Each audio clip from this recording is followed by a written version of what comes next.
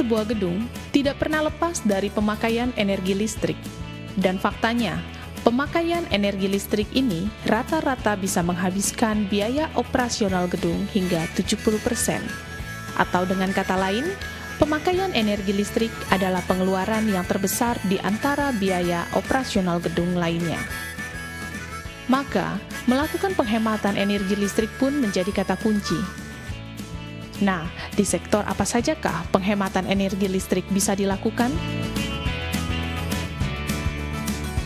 Dalam sebuah bangunan gedung, tidak pernah lepas dari pemakaian energi listrik yang digunakan untuk operasional gedung, di mana yang menghabiskan biaya operasional gedung paling besar adalah pemakaian energi listrik.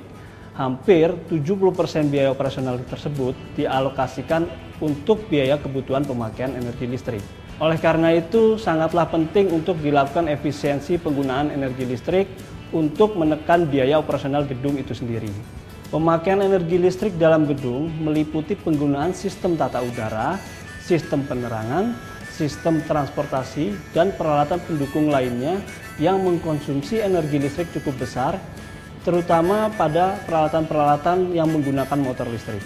Pada sistem tata udara yang terpasang di dalam gedung, bisa menghabiskan sampai dengan 60% dari total penggunaan energi listrik gedung. Mengingat penggunaan energi listrik dalam sistem tata udara yang cukup besar tersebut, maka sistem tata udara harus menjadi fokus utama dalam efisiensi pemakaian listrik dalam sebuah gedung.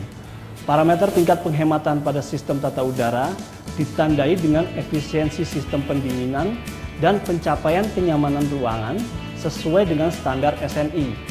Maksimum 0,9 kW per TR dengan tingkat kenyamanan pada suhu berkisar 24 derajat Celcius. Kemudian yang menempati urutan kedua dalam mengkonsumsi energi listrik gedung adalah sistem penerangan, di mana umumnya penggunaan terbesar penerangan digunakan untuk area publik seperti ruang kantor, koridor, lorong-lorong, dan lobi gedung.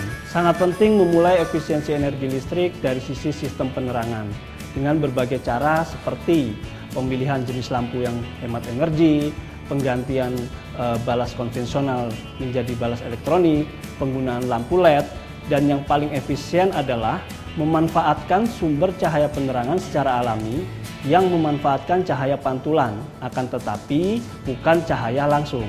Secara umum, efisiensi pada peralatan gedung dapat dilakukan dengan pertama, penggunaan peralatan yang hemat energi, kemudian kedua adalah pengaturan jam operasional penerangan dan tata udara gedung, kemudian yang ketiga adalah tidak lepas dari perawatan pada peralatan itu sendiri.